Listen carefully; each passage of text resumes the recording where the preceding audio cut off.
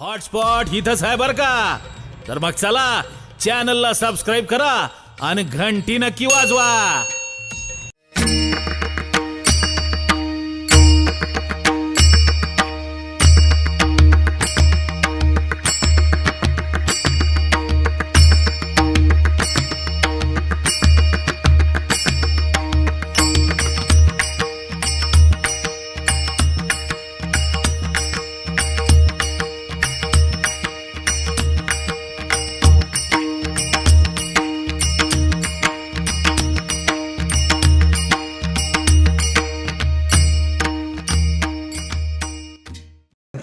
याची काळजी होती. आपल्या देशात निशाचर नको म्हणून 10च्या पुढे कार्यक्रम होऊ देत नाहीत. पुढे असं आहे. मुंबईला सुद्धा जा 8 ते 10च्या पुढे नाही, पोलीस येऊन बंद करतात कार्यक्रम. असं आहे. देशात निशाचर नको. रामायण असो भागवत असो एक एक वाक्य मोलाचं आहे महाराज. भागवतामध्ये अक्रूर कृष्णाला नेण्याकरता गोकुळामध्ये आला. यशोदा महिलेला कळालं. मी संक्षिप्त बोलून जातो. यशोदा रडायला लागली. नंदबाबांना सांगितलं, हो तुम्ही जा मथुरेला पण कान्हाला नेऊ नका, कारण एकदा जर तो गोकुळातून मथुरेला गेला ना तर परत गोकुळात येणार नाही, लक्षात ठेवा. नंदबाबा म्हणतात, का बरं असं का? तिने सांगितलं, अहो तुम्हाला समजत कसं नाही, आपलं गोकुळ खेडेगाव आहे. या खेडेगावातल्या गोपी शिकलेल्या नसल्या तरी प्रेमळ आहे. मथुरा कंसाची राजधानी आहे. राजधानी म्हणजे शहर आहे आणि शहरातल्या स्त्रिया नेहमी शिकलेल्या असतात. एकदा त्या कन्हैयाला घेऊन शहरात आल्या का परत गावाला जाऊ देत नाही.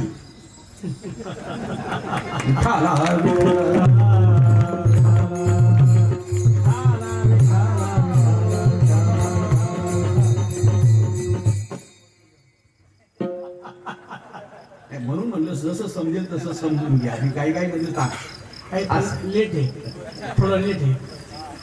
एका शाळेवर इन्स्पेक्शन करता साहेब आहे. साहेबांनी बाईंना विचारलं, बाई मुलांची प्रगती कशी? म्हणजे हळूहळू सुधारते. म्हणजे विचारू का प्रश्न? बाई म्हणल्या विचारा ना. मग एकाला विचारले, सांग रे बेदुने किती? तो मान खाली घालून म्हणला 17. साहेब म्हणजे बेदुने 17? काय शिकवलं बाई तुम्ही? म्हणजे पहिलं सांगितलंय हळूहळू सुधारते. मी गेल्या वर्षी याला विचारलं बेदुने किती, तेव्हा हा 84 म्हणला. या वर्षी 17 वर आलाय. पुढच्या वर्षी विचारलं तर 4 सांगलं.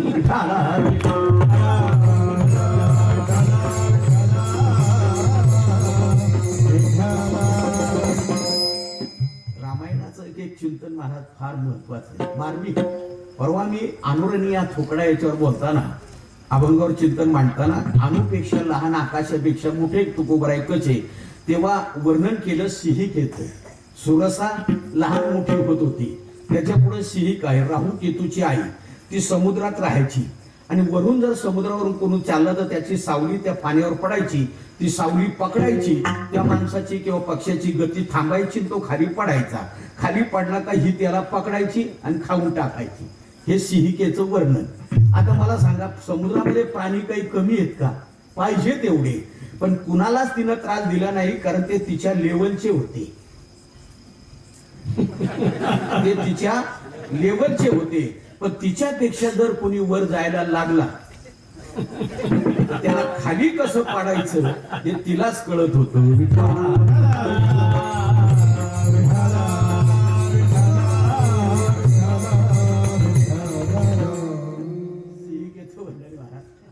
काय काला सुद्धा असा अख्खं राजकारण आहे काल्यामध्ये. स्वर्गातले देव आणि हा देव म्हणजे एका पक्षातले ना, पण काला उष्ट सुद्धा मिळू दिलं नाही. म्हणजे पक्षातल्यांना काला नाही, काला पार्टीतल्यांना आहे, गोपाळ पार्टीतली. अख्खं राजकारण येते. विठाला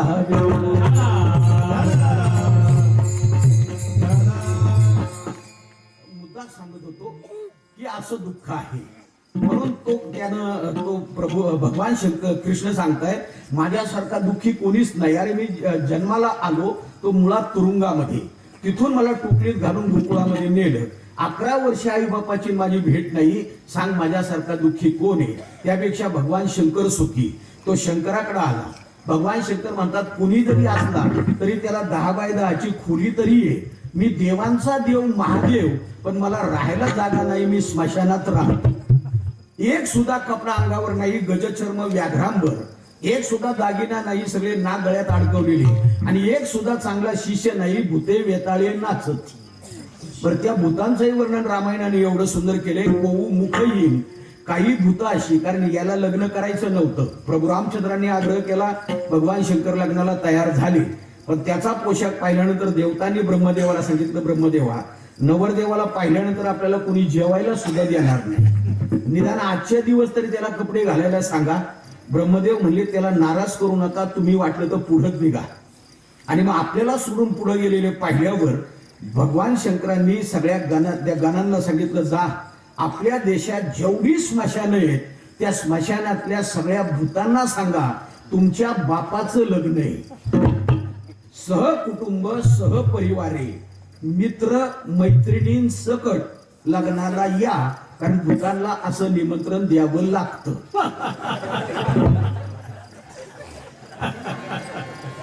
मित्र मैत्रिणी भूतांना असं निमंत्रण द्यावं लागतं, असा भाग आहे. आणि मग सगळे निघाले. कोऊ मुख येईल, काहींना तोंडच नाही अशी भूत होती. मला एकाने विचारलं रामायणामध्ये, म्हणले महाराज तोंड नाही म्हणजे काय? अरे ही मराठी भाषा आहे म्हटलं. समजा मी एखाद्या गावाला कीर्तनाला गेलो, तिथे एखाद्या कार्यकर्त्याला विचारलं, का रे गेल्या वर्षी मी आलो होतो, ते आमचे ग्रस्त मला भेटले, त्यांनी मला घरी नेलं, त्यांच्याकडे मुक्काम केला, सकाळी एसटीत बसून दिलं, रात्री 2 वाजेपर्यंत आम्ही गप्पा मारल्या, इतका चांगला स्वभाव त्यांचा ना. पण या वर्षी मी आल्यापासून पाहतोय ते काही मंडपात दिसत नाही, काही येत नाही, भानगड काय?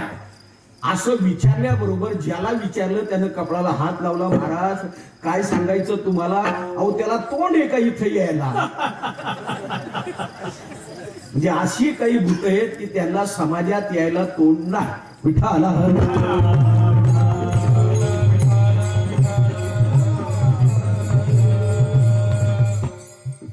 रामायणाचं सूत्र, कारण माझं अख्खं रामायण इतकं सुंदर लिहून झालंय महाराज. खूप जणांची इच्छा आहे, महाराज तुम्ही प्रसिद्ध करा, पण नाही म्हटलं आपल्या करताय. बा तुळशीदासजी म्हणतात, स्वांत सुखाय तुलसी रघुनाथ गा, असं स्वांत सुखाय, आपल्या सुखा करता.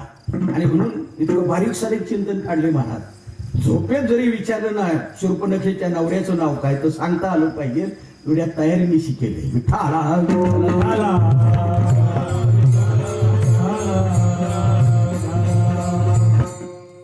सगळे ग्रंथ बारकाईने महाराज, चांगदेव 65 असो, अमृतानुभव असो, 46 वर्ष कीर्तन करतोय मी, तुम्हाला तर कल्पना आहे. प्रत्येक ग्रंथ न ग्रंथाचा बारकाईने अभ्यास केला आहे. मुद्दा याच्याकरता सांगत होतो की प्रत्येकाच्या जीवनामध्ये दुःख कसं आहे. भगवान शंकर सांगतायत की माझी अशी अवस्था पाहिल्यावर पहिल्या बायकोनं जाळूनच घेतलं, ती म्हणजे भगवान शंकरांची पत्नी सती. लक्षाला 16 कन्या, 13 धर्माला दिल्या, 14वी पितृगणाला, 15वी अग्नीला आणि 16वी सती शंकराला दिली. अशा वेळेला शंकराची जेव्हा निंदा केली तेव्हा सतीनं स्वतःमध्ये योगाग्नी निर्माण केला आणि स्वतःला जाळून घेतलं. ते कणखल क्षेत्र हरिद्वार पासून 3 किलोमीटर अंतरावर आहे. कणखल त्या ठिकाणी आजही तिथं सतीकुंड आहे, दक्षेश्वर महादेवाचं मंदिर आहे. आणि मग अशा वेळेला तीच हिमालयाच्या पोटी पार्वतीच्या रूपाने जन्माला आली. लोकांच्या आग्रहानुसार पुन्हा दुसरं लग्न केलं पार्वती बरोबर, पण पार्वतीचं वाहने वाघ आणि यांचं वाहने नंदी. जर दोघंही एकमेकाला भेटायचं ठरलं तर कसं शक्य आहे? वाघानं नंदीला पाहिलं की त्याला मारण्याकरता धावतो, म्हणून शंकरानं पार्वतीला अगोदरच सांगितलं, काय लागलं तर फोन करून कळव, भेटायच्या भानगडीत पडू नको. एक मुलगा कार्तिक स्वामी, त्याचं वाहने मोर, यांच्या गळ्यात सगळे नाग. मोरांनी नागांना पाहिलं की त्यांना गिळण्याकरता धावतात. भगवान शंकर म्हटले, मी त्याच्यावर बोलतच नाही. वैतागून तो दक्षिणेला शैल पर्वतावर जाऊन राहिला. दुसरा पोरगा आहे गणपती, त्याचं वाहने उंदीर, माझ्या गळ्यात सगळे नाग, कसं भेटणार आम्ही? एवढं कुटुंब असूनही आमची गाठ भेट नाही, सांग आमच्यासारखा कोण दुःखी? विठाला आपण आतापर्यंत अभ्यासात आलो, त्याच्यामध्ये त्याचे 3 भाग केले. एक आहे दरिद्रतेचं दुःख, दुसरं आहे पापाचं दुःख आणि तिसरं आहे गर्भवासाचं दुःख. दरिद्रतेचं दुःख अतिशय अवघड, मरणाचं दुःख थोडे, पण दारिद्र्यात व्यथा मोठी. म्हणून दरिद्रतेचं दुःख, पैसा कमवला, श्रीमंती आली की जा. श्रीमंती कोणत्याही मार्गाने येऊ शकते, भले दुधात युरिया टाकून का होईना पैसा कमवता येतो. समजेल ना, मी संक्षिप्त बोलून जाईल. दुधात युरिया टाक. आमच्याकडे आता महिन्यामध्ये कोथिंबीर काढायला येतात. कशी येते, काय फवारतात ते फक्त शेतकऱ्यांनाच विचारा. असं लोकांचं काही का होईना आपल्याला पैसा मिळाला पाहिजे याच्या करता. म्हणून जर पैसा आला तर दरिद्रतेचं दुःख जातं. दरिद्रता दुसऱ्यामुळं येत नाही. आत्मदोषात दरिद्रता असं आहे. दुष्यलो मातृदोषेन पितृदोषेन मूर्खता कार्पण्यम वंश दोषेन आत्मदोषात दरिद्रता हा वर्णन आलेलं आहे. स्वतःच्या दोषाने मनुष्य दरिद्री बनतो. दुसरा हे पापाचं दुःख. कळत नकळत आपल्याकडून पाप घडलं जातं. उदाहरण, एखाद्या माणसाला तुम्ही बोला, अरे कशाला दारू पितोस रे, तू दारू पिऊन आला की बायको कुठेतरी लपून बसतं की नको यांचा मार खायला. पोरं सुद्धा पाहिल्यानंतर विचार करतात बाबा झोपल्यावरच घरात जाऊ. गावकऱ्यांनी कोणी पाहिलं तर रस्ता बदलून जातात, ही ब्याज नको. बरं, नातेवाईक सुद्धा सांगतात आमच्याकडे यायचं असेल तर नीट या, नाही तर येऊ नका. मग सगळी लोक एवढा तिरस्कार करतात, कशाला पितोस रे बाबा असं त्याला हात जोडून सांगा. तो आपल्याला तत्वज्ञान शिकवतो, महाराज तुम्हाला काय कळणार, मला काय टेन्शन येते. मग एका कुटुंबाच्या टेन्शनसाठी जर याला एक बाटली प्यावी लागते तर अण्णा हजारे जेव्हा उपोषणाला बसले, पंतप्रधानाला किती टेन्शन असेल. पंतप्रधानाला किती टेन्शन असेल. माणसं सोयीस्कर अर्थ लावित असतात. मला सोयीस्कर एखाद्याला जर म्हणलं माळ घाल तो म्हणतो आमच्या घरात कोणी खाणारं पिणारं नाही. आणि मग ज्यांनी घातल्या त्यांच्या घरात रोज रविवार होता काय. काय बोलतील लोक सांगता येत नाही महाराज. मी सडेतोड बोलतो. माझं फडावर कीर्तन असतं ना, सगळी झाडून असतात. नाही भिड बाळत तुका म्हणे साना, सडेतोड बोलणार. अरे वारीच्या रस्त्याला जर एखादा चहावाला मधून चालला तर लगेच पताका उलट्या करून त्याला मारायचं. 40 वर्ष वाऱ्या का नाही वाऱ्यावर जायचे, का नाही वाऱ्यावर जायच्या. आणि परत दुसऱ्या दिवशी आम्ही म्हणायचं अनंत रूपे अनंत वेशे देखील. मी सडेतोड बोलतो महाराज. फडावर सकाळचं कीर्तन असतं माझं लोणंदला, सकाळी 8 ते 10 याच भाषेत बोलणं असतं. आणि म्हणून बोलतो तुम्हाला की मी जे पाहतो ते बोलल्याशिवाय राहत नाही. मला बरीचशे लोक आमचे बुवा जमदग्नी म्हणतात. मला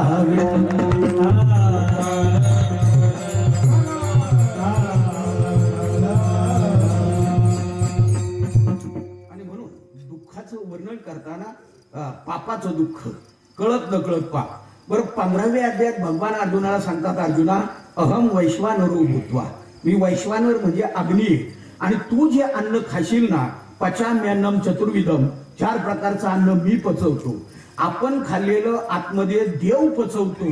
असं जर सगळ्यांना कळायला लागलं तर या यज्ञकुंडामध्ये चांगलंच टाकतील, रविवारचं टाकणार नाही. या यज्ञकुंडामध्ये चांगलंच टाकतील, रविवारचं टाकणार नाही. पण ज्या अर्थी काही टाकतात त्या अर्थी किती कळलं असं. आमच्याकडे श्रावणी सोमवारचा उपवास पाळतात महाराज. वर्षभराचे सोमवार जरी नाही केले ना, श्रावणातले 4 सोमवार येतील ते. आणि फार कडेकोट असतात. मी तर 2री 3री पासून करत होतो, पण देवा करता केला नाही. उपवास सोडायला भाज्या जास्त असायच्या म्हणून करायचं असं. देवा करता नाही केला, कारण थाट असायचा. केळीच्या पानावर जेवायचं, दिवा लावून ठेवायचा, लाईट गेली तर अचानक मग दिवा. बरं, उपवास सोडताना बोलायचं नाही. बघून मनातल्या मनात किती बोलतो हे चांगलं माहिती नाही का. पोळी वाटली तर बरं होईल, भजी वाटली तर बरं होईल, आळूच्या वाटल्या ते हातवारी. अरे मग मागितल्यानं कुठं पाप लागणार आहे का. पण नाटकं करायची सवय माणसाला. बरं, आमच्याकडे असा नियम आहे, जेवताना बाहेर सहज जरी कुणी कुत्र्याला हाड म्हटलं आणि यानं ऐकलं की लगेच हात धुवायचा. का कुत्र्याला हाड म्हटलं. अरे पण कुत्र्याचा तुझा संबंध काय. कुत्र कुठं, तू कुठं. मला एका ठिकाणी असं जेवणाचा प्रसंग आला. माझं जेवण झालं, मी हात धुतला. मी जास्त विधिनिषेधात अडकत नाही. मला माहितीये पहिल्याचं अख्खा आयुष्य वैरण खाण्यात गेलं म्हणून काय तो साधू ठरत नाही. म्हणून मी आपला हात धुतला. ज्यांच्याकडे जेवत होतो ते म्हणजे महाराज मी अजून उपवास सोडतोय, तुम्ही बैल कुत्र्याला हाड म्हणू नका. मी म्हटलं कमाल आहे, मी हाड म्हटल्यानंतर तुम्हाला हात धुवायला लागणार, पण मला सांगताना तुम्ही हाड म्हणून गेले त्याचं काय करायचं. मला सांगताना तुम्ही हाड म्हणून गेले त्याचं काय. बरं, तुम्ही म्हणता कुत्र्याला हाड म्हणू नको, नाही म्हणणार. तुम्ही सांगा हाड कुणाला म्हणू. बैलाला, गाईला, म्हशीला, शेळीला, कुत्र्यालाच का. तयाचे चित्त हाडावरी. हाड चघळतं म्हणून त्याला हाड म्हटलं जातं. आणि 25 वर्षात जर सुटत नसेल तर मागचा जन्म कोणता हे पाहायला काही गरज नाही ना ग्रंथ घेण्याची. आलाच राग कुणाला तर माळ घालतील विठाला.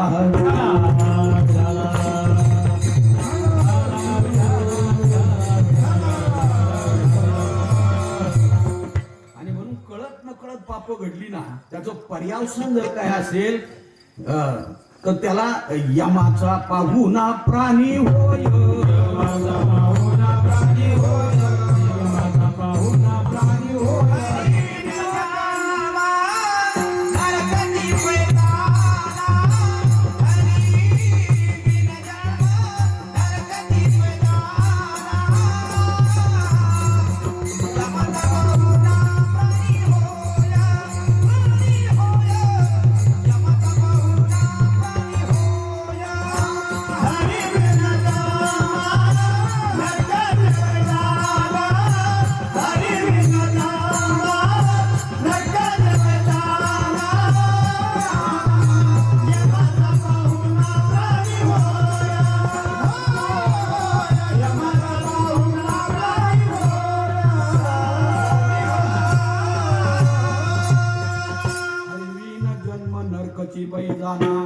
भागवतामध्ये नरकाचे 28 प्रकार.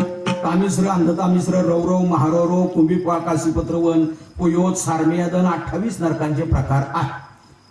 म्हणजे पाप घडलं की त्याचा परिणाम हा आहे. मग त्याच्याकरता पुण्य कमवावं. दानधर्म आहे, तीर्थाटन आहे, वगैरे अनेक भाग आहे. त्याच्यानं माणसाला पुण्य प्राप्त होत हा भाग आहे. पण एक लक्षात घ्या, पुण्य प्राप्त करताना सुद्धा योग्य पात्राचा विचार असणं गरजेचं आहे. आमच्याकडं 7 ते 9चं कीर्तन असतं महाराज सगळीकडे आता 7 ते 9. कारण ऊस जास्त असल्यामुळं वाघांची भीती असते. त्यामुळे कीर्तन 7 ते 9, 9 नंतर पंक्ती असतात. काही ठिकाणी अगोदर पंक्ती असतात नंतर कीर्तन असतं. रामायणात 2 लग्न आहेत. एक आहे रामाचं आणि दुसरं शंकराचं. अगोदर रामाच्या लग्नामध्ये अगोदर लग्नविधी पार पाडला जातो, मग पंक्ती बसतात जेवणाच्या. कारण का रामाचं वऱ्हाड चांगलं, अयोध्यावासी 33 कोटी देव आलेले, स्वतः कामदेव घोड्याच्या रूपानं आलेले, वऱ्हाड चांगलं असल्यामुळं अगोदर लग्न सोहळा आणि नंतर जेवणाच्या पंक्ती. पण शंकराचं वऱ्हाड भूते वेताळे नाचती म्हणून अगोदर पंक्ती आणि नंतर कीर्तन. विठाला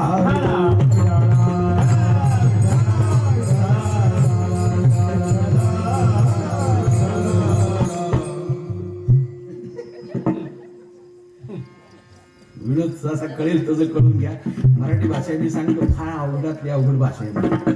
त्या सासवड पुरंदर तालुक्यात सासवडजवळ हरणी नावाचं गाव, साताऱ्याजवळ तरणी नावाचं गाव आहे. कशी गावाचे नाव आहेत पहा. मी कार्यक्रमाला चालू असताना तरणी नावाचं गाव आलं तसं कंडक्टरनं बेल मारून विचारलं, गाडी तरणी कोण आहे? पहिल्या बाकावर बसलेली म्हातारी उठी म्हणजे साहेब मी तरणी. विठाला विठ्ठल.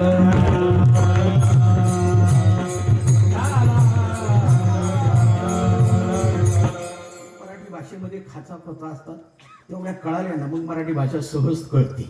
असा भाग आहे. म्हणून पापाचं दुःख जाईल. पण तिसरं गर्भवासाचं दुःख ज्ञानी आणि संत यांच्याशिवाय कुणालाही चुकलेलं नाही. हृदयास नाम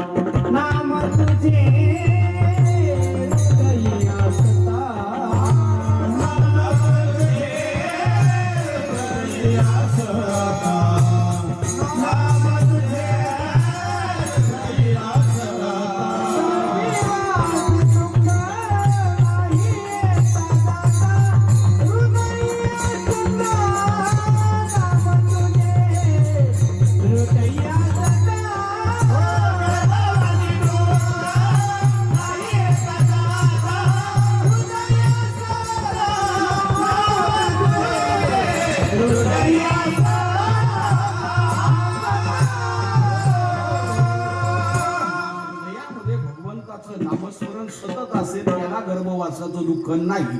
पण बाकीचे चुकले नाही. किती वेळा जन्मा यावे नित्य व्हावे फलित. मग जन्माला कारण जर काय असेल तर गर्भवास. कारण वासनेच्या हाती गर्भवास हा नियम आहे. पण त्याच्याही करताना बाबा हरिपाठामध्ये सांगतात जन्म घ्यायला लागायला कारण जर काय असेल तर केवळ जन्म घेणे लागे वासनेच्या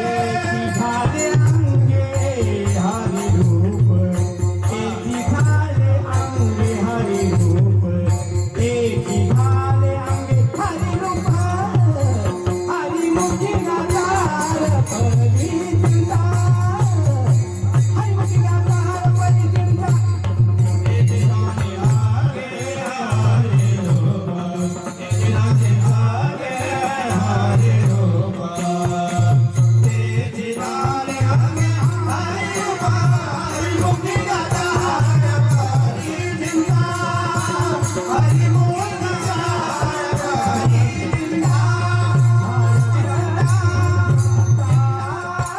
जन्म घेणे लागे वासनेच्या संगे. जन्माला कारणीभूत जर काय असेल तर वासना. उदाहरण आहे का एखादं जड भरत राजा हरणी गर्भाग्य. घाला तो घातला वासने घाला तो घातला वासने घाला तो घातला वासने घाला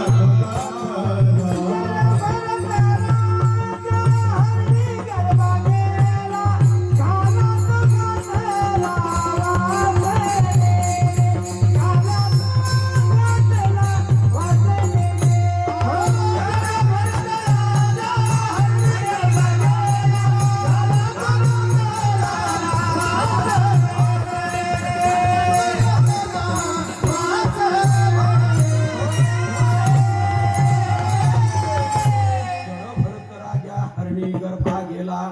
भागवताच्या 5व्या स्कंदामध्ये जड भरताचं चरित्र आहे. आईन तारुण्यात वैराग्य प्राप्त झालं. म्हातारपणामध्ये वैराग्य येतं त्याच्यामध्ये विशेष काही नाही. कारण बऱ्याच वेळेला माणसं मंदिरातच बसलेली दिसतात, घरी जातच नाही. पाहणाऱ्याला असं वाटतं खरंच काय वैराग्य आहे. घरची आठवण सुद्धा नाही, कायम मंदिरातच बसलेला. पण लोकांना काय माहिती सुना बसून देत नाही म्हणून मंदिराशिवाय जागाच नाही. आणि म्हणून म्हातारपणामध्ये आलेलं वैराग्य त्याच्यापेक्षा तारुण्यात आलेलं वैराग्य सगळ्यात महत्वाचं आहे. आणि मग गंडकी नदीच्या किनाऱ्यावर तपश्चर्येला बसले. रोज ब्राह्मण मुहूर्तावर उठायचे, गंडकीमध्ये स्नान करायचे. भागवताच्या महात्म्यामध्ये वर्णन आलेलं आहे. दुल्लुकरीचे चरित्र सांगताना पहाटे 3 ते 4 या वेळेमध्ये जे स्नान असतं ते देवाचं आहे. 4 ते 5 या वेळेमध्ये जे स्नान असतं ते ऋषीचं आहे. 5 ते 6 या वेळेमध्ये जे स्नान असतं ते मनुष्याचं आहे. आणि 6च्या नंतर जे स्नान असतं ते प्रेताचं आहे. आता आपला नंबर कशात लागतो ज्याचं त्यांनी पाहून घ्या. भागवताच्या महात्म्यामध्ये 10व्या स्कंदामध्ये वर्णन आहे. रात्री 11 ते पहाटे 3 वाजेपर्यंत स्नान आणि जेवण या 2 गोष्टी माणसानं करू नयेत. रात्री 11 ते पहाटे 3. उदाहरण कशावरून? चुकीच्या वेळेला नंदबाबा यमुनेवर स्नानाला गेले. त्यांना वरून लोकात पळून नेलं. मग कृष्णानं जाऊन त्यांना सोडून आणलं. चुकीच्या वेळेला गौतम ऋषी गंगेवर स्नानाला गेले. इंद्र त्यांचं रूप घेऊन आला आणि आईलेला भ्रष्ट केलं. म्हणून रात्री 11 ते पहाटे 3 वाजेपर्यंतची वेळ स्नान आणि जेवण या 2 गोष्टी करता निषिद्ध आहे.